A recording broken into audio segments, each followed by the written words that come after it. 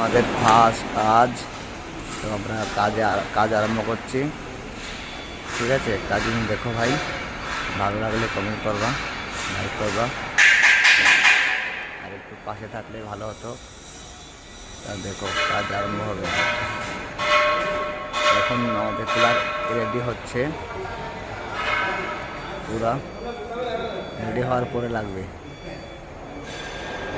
হ্যাঁ, এই যে মার্কিং ওরা এখন আমাদের হল মারা হবে, যেটা মার্কিং আছে।